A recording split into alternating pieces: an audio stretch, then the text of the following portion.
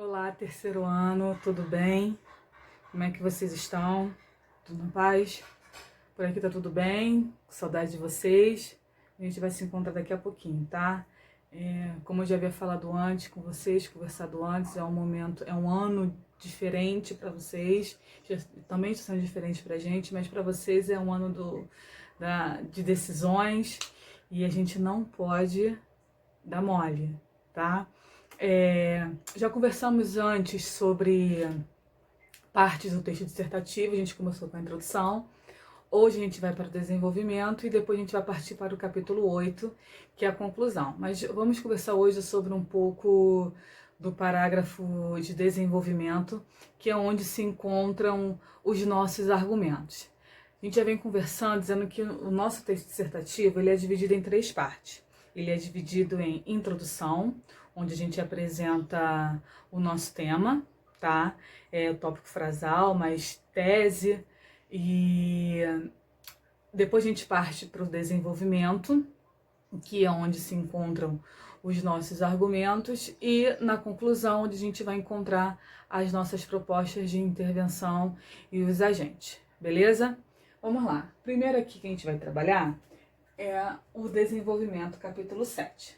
Tá no seu livro, capítulo 7. Quando vocês forem assistir esse vídeo, peguem lá o livro para vocês irem acompanhando. Aqui a professora deu uma resumida, colocou de uma maneira diferente para clarear um pouco mais a mente, tá? Vamos lá. O que é o desenvolvimento? O desenvolvimento é a segunda parte do texto dissertativo argumentativo, tá? Também chamada de argumentação, e representa o corpo do texto. Aqui serão desenvolvidas, por isso que o nome é desenvolvimento, as ideias propostas que você apresentou lá na introdução. Lembra quando a gente conversava assim, gente, antes de vocês começarem a escrever, seja a introdução, o título, sabe que no Enem não precisa de título, mas se você for fazer uma outra prova que tem o título, deixe o título para o final. Mas eu quero que vocês esquematizem, eu quero que você pegue o tema, transforme numa pergunta, e através dessas perguntas serão as respostas, que serão os seus argumentos que vocês vão utilizar no desenvolvimento, que serão as suas argumentações. No entanto, você precisa apresentar na sua introdução. E a gente viu estratégias de introdução na aula anterior, né? Aqui a gente também vai ver que existem algumas estratégias argumentativas, tá? Para o desenvolvimento. Vamos lá. É o momento em que se defende o ponto de vista acerca do tema proposto. Deve atentar para não deixar de abordar nenhum item proposto na sua introdução.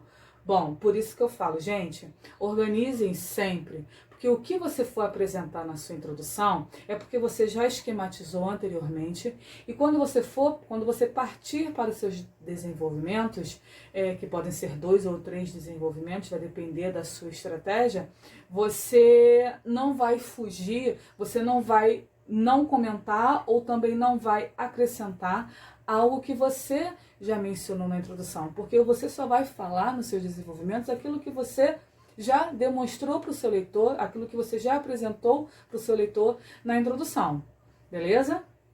Vamos lá. Quais são as características do texto do desenvolvimento?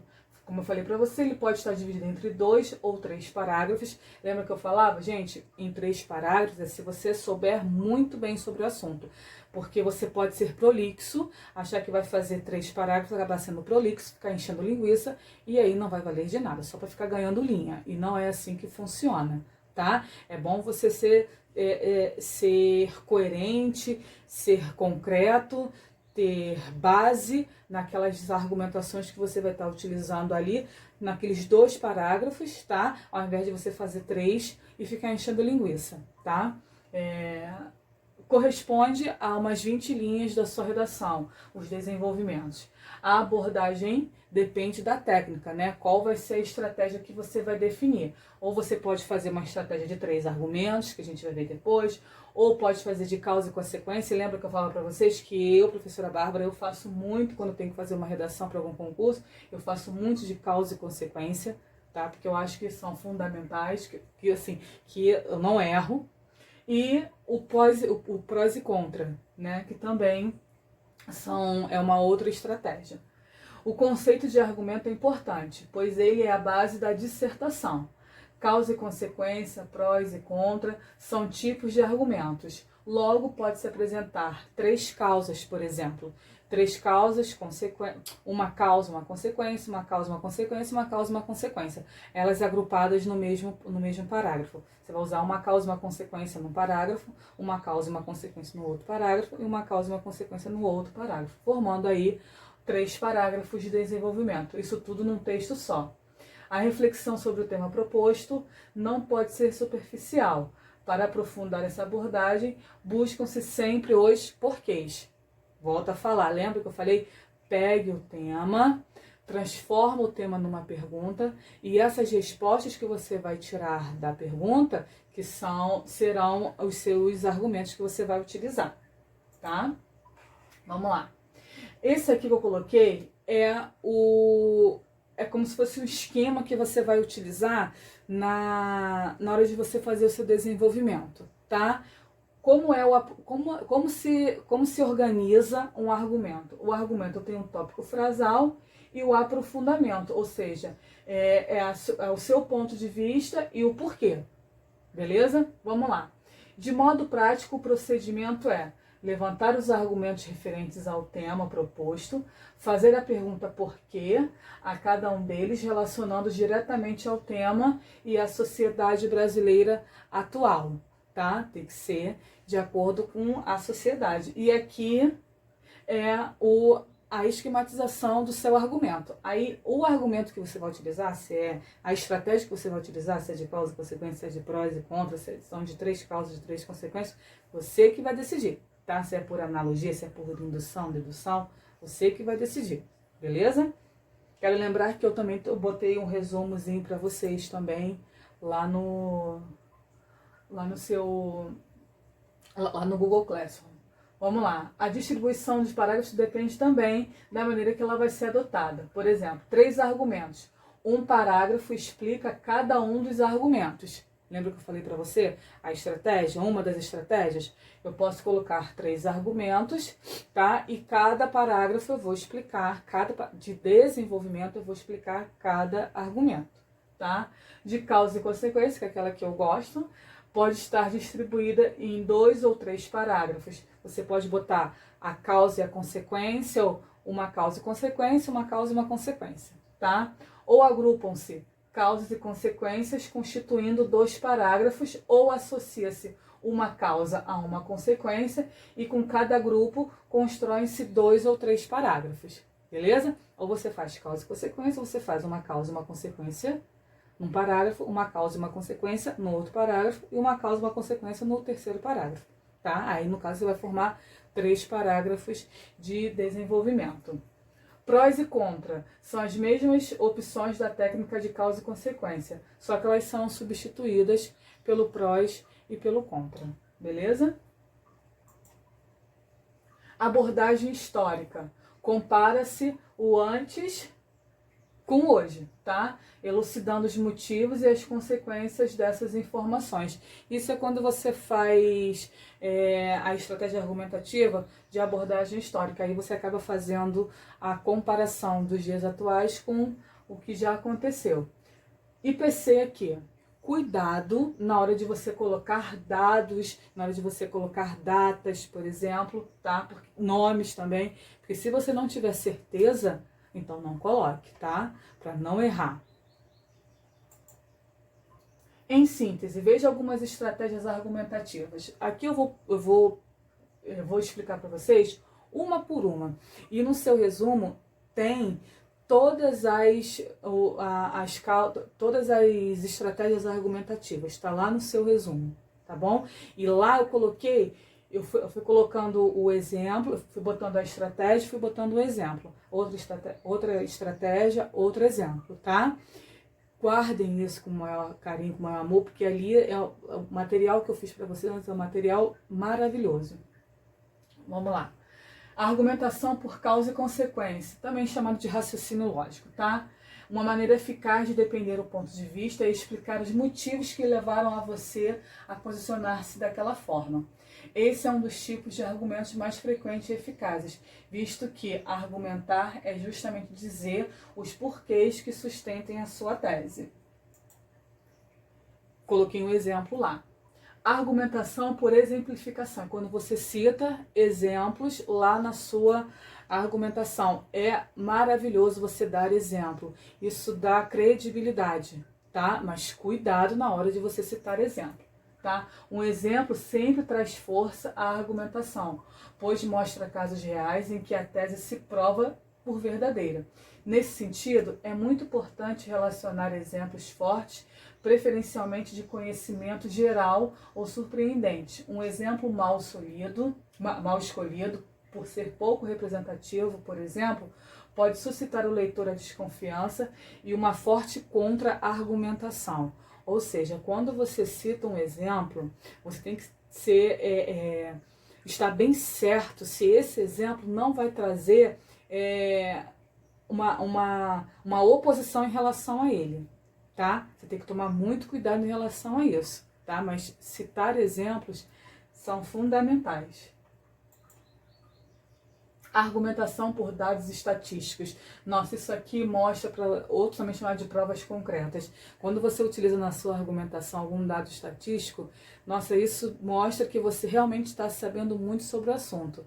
Só que se você não souber, por exemplo, o dado certo, não coloque, ou você coloca aproximadamente, ou cerca de 35%, né? Porque aí, quando você coloca aproximadamente ou cerca, você está dizendo que está entre ali, né? Você não está sendo taxativo, não está dizendo que é aquele número, você está dizendo que é um valor aproximado. Então,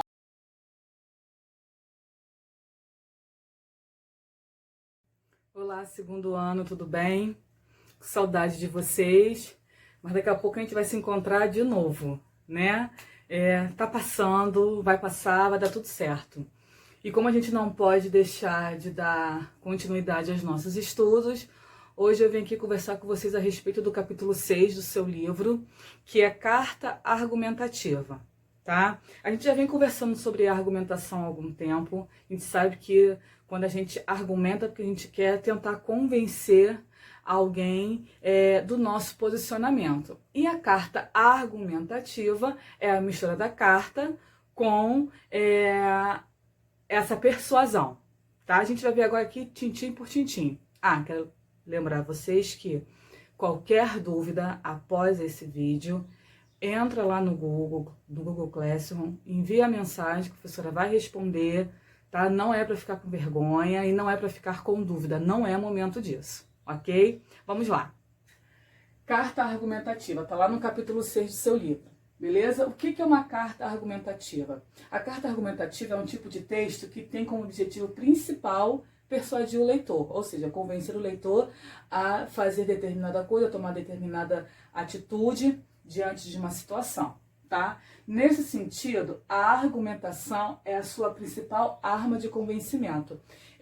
Não adianta eu chegar e tentar convencer alguém de forma simples, de forma vaga, porque não vai convencer. Por exemplo, fulano de tal, eu quero que você compre essa blusa verde.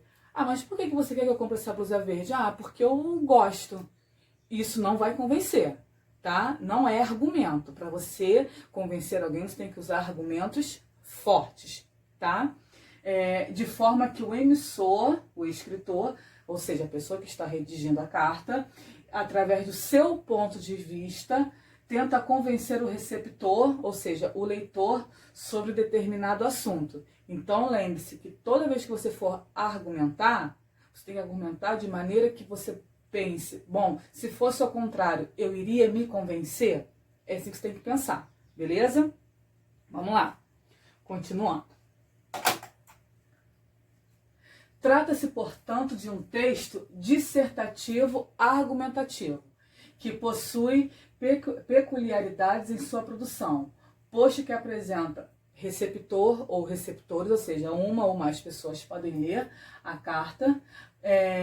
E são pessoas específicas, você vai escrever aquela carta destinado a alguém específico ou a pessoas específicas, tá? Para a qual se dirige. Assim, vale frisar que a principal característica do gênero textual carta é justamente a existência de um emissor e de um receptor. Quando eu escrevo uma carta, eu sou a emissora e eu estou com a intenção de que alguém receba essa carta, beleza? Esse alguém vai ser o receptor, o remetente e o destinatário.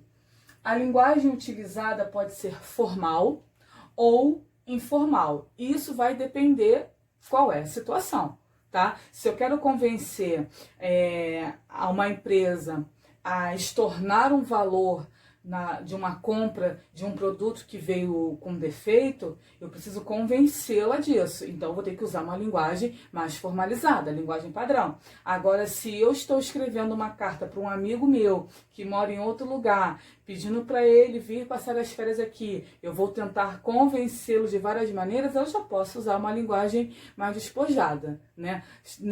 Não com tantas formalidades assim. Lembrando que quando a gente não coloca tanta formalidade, não significa que você vai escrever errado, tá? A gente só não vai se prender muito às normas padrão, tá? Características. Quais são as características de uma carta argumentativa? A persuasão e a argumentação, como eu já havia falado, é você convencer e usar meios, usar argumentos para convencer. Linguagem clara e objetiva, não adianta você ficar escrevendo difícil, você tem que ir direto ao ponto, mostrar para que veio, tá? Geralmente ela é escrita em primeira pessoa, porque se você é o que está acontecendo com você, aquela situação, você vai escrever na primeira pessoa, porque é algo que está acontecendo com o emissor, com o remetente. Presença de destinatário e remetente. Uso de pronomes de tratamento, aí pode ser o você, senhor, excelência, vamos um outro aqui que eu tinha guardado para vocês, magnificência, ou seja, vários pronomes de tratamento. E a assinatura do escritor, do emissor, lá no final, vai poder assinar, beleza? Vamos lá. Como a carta é estruturada, né? Como é que eu começo a escrever uma carta? É só você lembrar quando você escrevia a cartinha lá para sua amiguinha lá na infância. Só vamos acrescentar algumas coisinhas aqui, tá? Primeiro, você tem que colocar sempre o local e a data, tá? Primeiramente surge o nome da cidade, que é o local em que se encontra o emissor, e a data que está sendo produzida. Essa parte também é chamada de cabeçalho.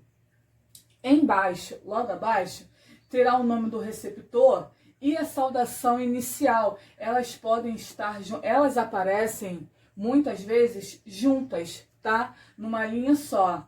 Logo abaixo da data e do local, deverá surgir o nome da pessoa ou do órgão a quem se destina. Se você vai escrever para alguém, vai aparecer o nome da pessoa. Se você vai escrever para uma empresa, né, você vai botar o nome da empresa. Junto com a saudação inicial. E isso vai depender da formalidade que a gente vai utilizar. Por exemplo, se você quer falar com uma pessoa de um alto nível, você pode usar excelentíssimo, aí vai colocar o nome da pessoa.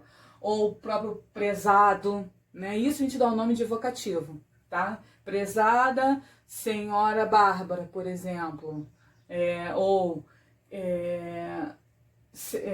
Excelentíssimo João, exemplo, tá?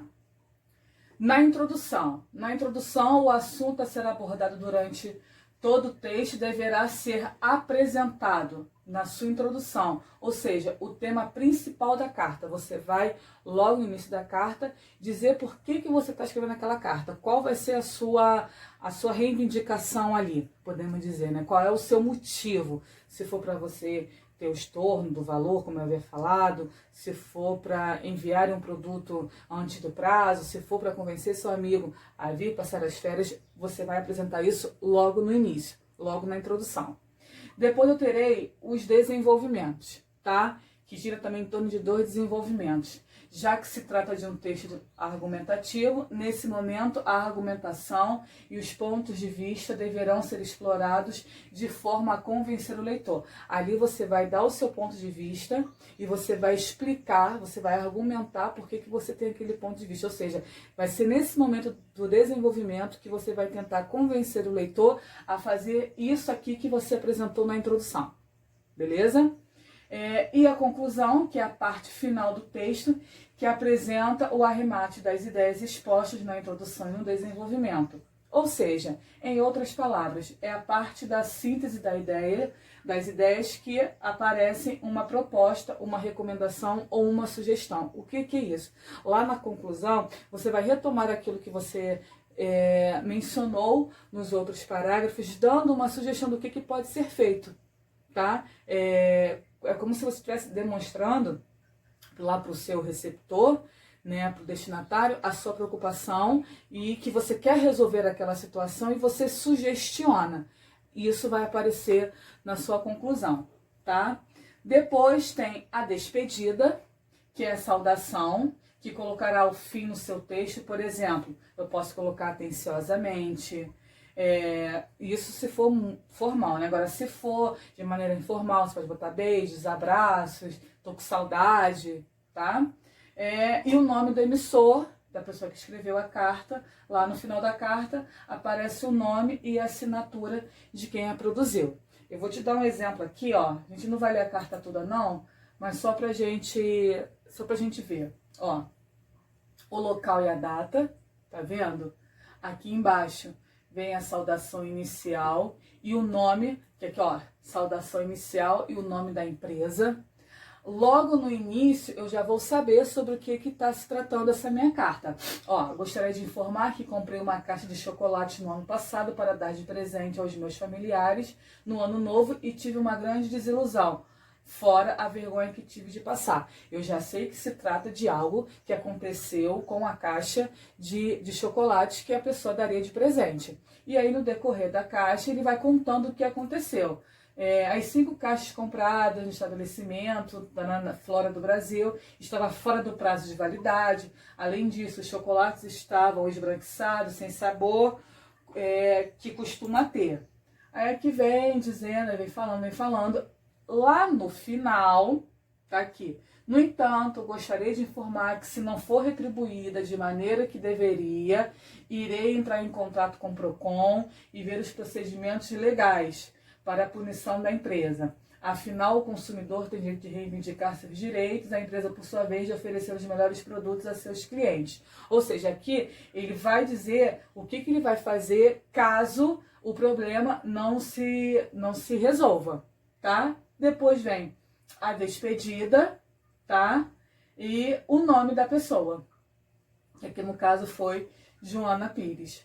Beleza? Essa é a estrutura de uma carta dissertativa argumentativa. E vocês vão produzir uma lá nas atividades do seu livro, tá? Qualquer dúvida, só me chamar, só mandar mensagem, porque eu recebo na hora e eu respondo para vocês. Espero que vocês tenham gostado. Um beijo. Até o capítulo 8. Esse aqui sobre dados estatísticos, né? Você tem que tomar muito cuidado, tá? Como eu estava falando. Então, por exemplo, para provar o que se diz, dados estatísticos são comumente utilizados, visto que são frutos de pesquisa, feitas por órgãos de reconhecimento público. É preciso tomar cuidado, no entanto, para selecionar quais dados serão usados citando a fonte que foram retirados, tá? Você vai de acordo com o censo, de acordo com o IBGE, de acordo com... tá? Sempre cite. Outra, argumentação por testemunho de autoridade, ou também chamada de argumento de autoridade. É quando você coloca lá na sua argumentação, lá no seu desenvolvimento, né, textos que foram, palavras e expressões que foram ditas por uma pessoa que tem um alto nível de conhecimento sobre aquele assunto. Então, por exemplo, é muito frequente para você se respaldar uma tese, usar um outro autor, tá? Que também já fez essa pesquisa anteriormente sobre aquele assunto, tá? A argumentação por contra-argumentação. Muitas vezes, ao redigir um texto argumentativo, você já imagina quais serão os possíveis posicionamentos contrários de alguns leitores. E para fortalecer a argumentação, você pode citar essas visões diferentes, ou seja, é você escrever a argumentação e escrever a contra-argumentação, ou seja, aquilo que seria ao contrário dessa argumentação que você já utilizou. Argumento com base em citação. Lembrando que toda vez que você for citar o que alguém falou, por favor, coloque sempre entre aspas, tá? Promove, porque ela dá, quando você faz isso nos seus desenvolvimentos, ela traz credibilidade, tá? Ela enriquece o seu texto, ela enriquece as informações, né? O seu texto com as informações. Quando você fornece exemplos de ponto de vista sobre o assunto, e isso tudo enriquece muito o seu desenvolvimento. O argumento com base no senso comum são aqueles fatos que comprovam a tese e confirmam crédito ao texto, por exemplo, com dados estatísticas, ou seja, são fontes sérias, tá? Que fazem com que você, que é comum, né? Que a gente consegue ver que é comum e que comprovem. Vamos lá, aqui eu vou colocar para vocês, vou dar para vocês algumas formas de se iniciar o desenvolvimento, tá? Eu posso usar por definição, tá? Eu posso começar o meu tema, a minha dissertação, tá? Lá na parte do desenvolvimento com uma definição, aí que eu coloquei algumas expressões que pode se começar, tá? O desenvolvimento, fazendo definição do tema. Eu posso fazer também uma comparação, tá? Atribui-se a violência como, tá? Eu uso a definição do tema usando uma comparação. Eu posso também fazer por citação, tá? Uma frase interessante, um verso, um fragmento, eu posso começar o meu desenvolvimento fazendo isso. O ideal é que a citação seja feita de modo clássico, ou seja, sempre com entre aspas, como eu já havia falado, tá? Você pode fazer um breve comentário, lembrando, gente, o seu texto sempre em terceira pessoa, beleza? Vamos lá. Você pode fazer com um dado histórico, tá? Você pode fazer uma explanação rápida do tema através dos tempos, tá? Aí eu coloquei aqui, ó, antes a violência era X, agora é, né? Depois do histórico apresenta-se a ideia central e inicia-se a argumentação. Lembra que eu falei tópico frasal, mais a argumentação? Então você vem tópico frasal, que é o dado histórico, que é a ideia central, e depois você faz a argumentação. E podemos iniciar também citando exemplos ou dados estatísticos.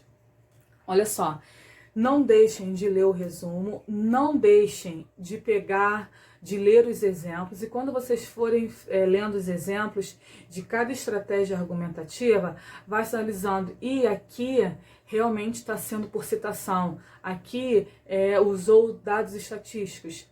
Não deixem, marquem tudo direitinho, e qualquer dúvida